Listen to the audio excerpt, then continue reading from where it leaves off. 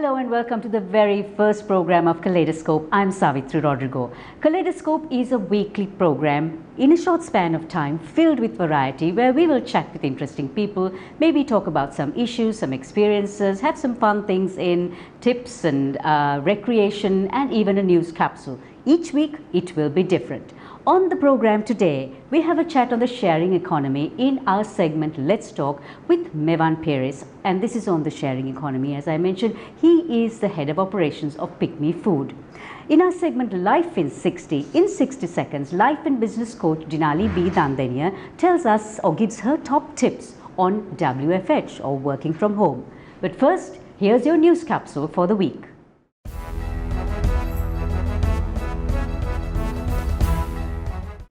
Here's your news capsule for this week. After a 52-day closure, the Colombo Stock Exchange resumed trading on Monday, but was forced to close when it plummeted. However, it seems to have fared much better for the rest of the week and stabilized as well. Sri Lankan Airlines has resumed passenger and cargo flights to Tokyo, London, Melbourne and Hong Kong, provided travel advisories are adhered to. It is also having regular cargo flights to an additional 13 destinations, which include Malé, Chennai, Singapore, Doha, Dubai, Beijing, Guangzhou, Shanghai, Mumbai, Karachi, Lahore, Dhaka and Frankfurt. The price of WTI, which is a crude oil used by the Sapagaskhanda oil refinery, has fallen to around $25 per barrel from a high of $63 a barrel, which was just in January this year. And in Sri Lanka, the price of Lanka Petrol 92 has been reduced by 5 rupees to 137 rupees per litre, which is a small concession, while Octane 95 and all other fuel prices remain unchanged.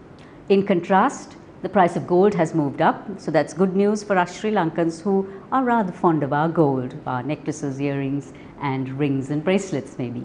Dialogue, Bank of Ceylon and People's Bank made it to the top 3 of Sri Lanka's most valuable brands.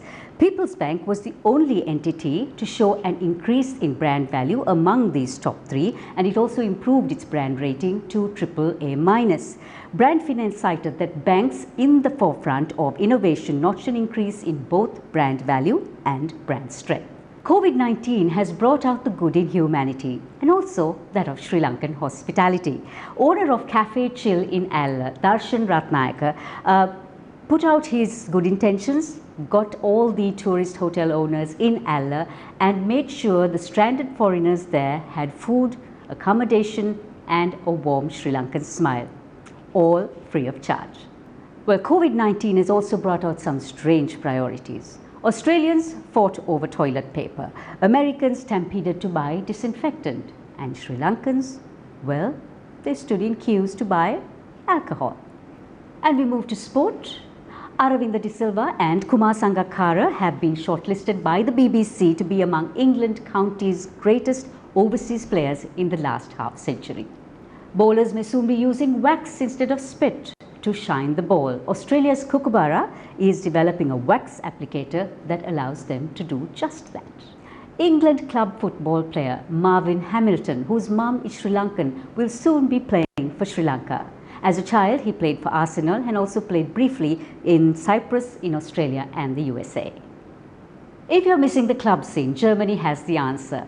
In the world's first drive-in rave, DJs spun discs while keeping social distancing to give people in their cars some club vibes. And that's it for your news capsule this week. When we return, we have the young man who changed the face of collaborative consumption here in Sri Lanka during COVID-19, Mevan Perez, and he will be talking about the sharing economy. Stay with us for our segment, Let's Talk.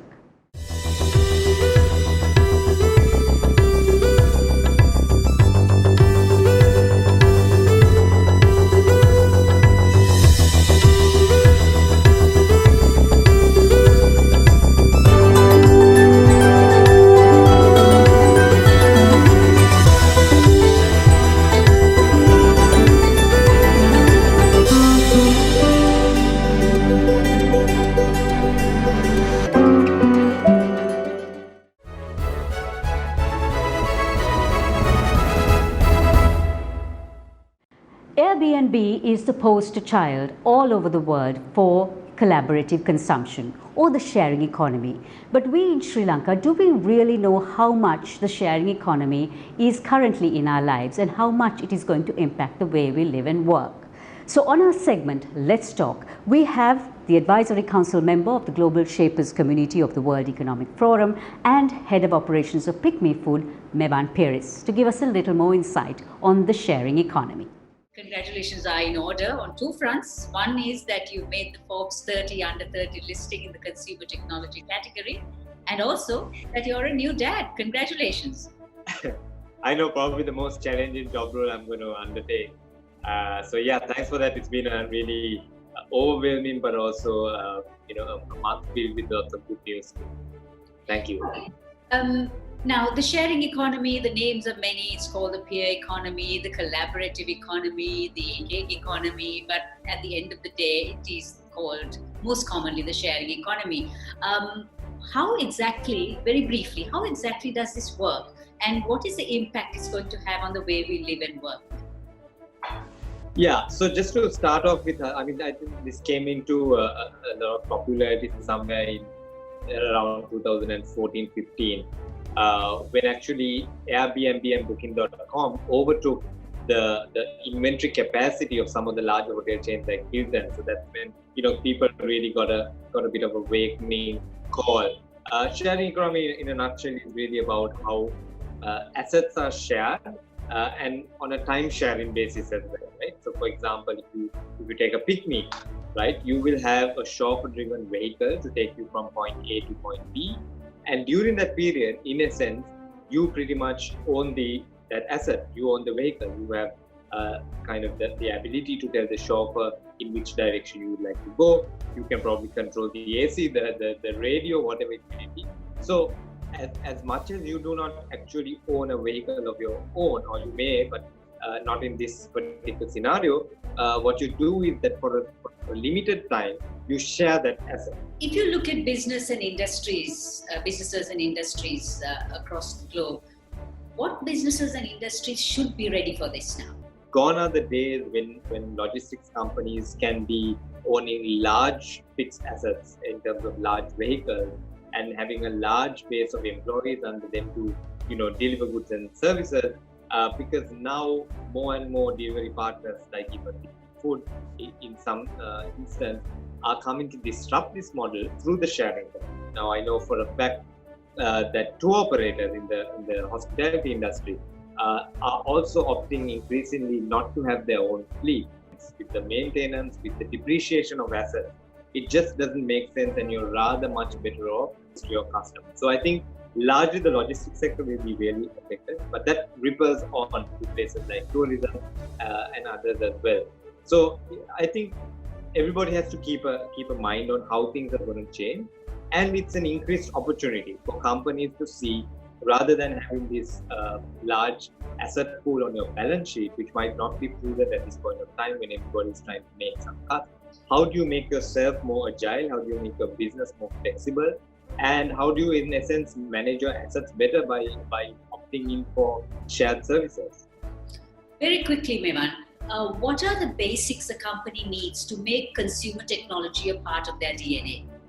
Bit of a tricky question, but if I was to take a shot at it, I'd say anything stems from a consumer-centric approach, right? Really, you can be an established company, you can be 100 years old, but nothing of that matters. And actually, on the other spectrum, you can be an amazing technology company, but none of those two extremes really matter if you're not centered on customer needs in different angles. So it's just a matter of, if you're customer-centric and you're keeping a good, kind of in touch with your customer base, I think it's only simple that you find ways and means that you deliver your product or services to them at home.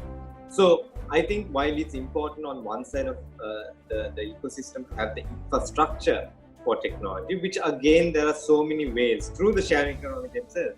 You don't really need to employ a huge base of coders. There are lots of platforms where you can get an app developer yourself, a website developer yourself.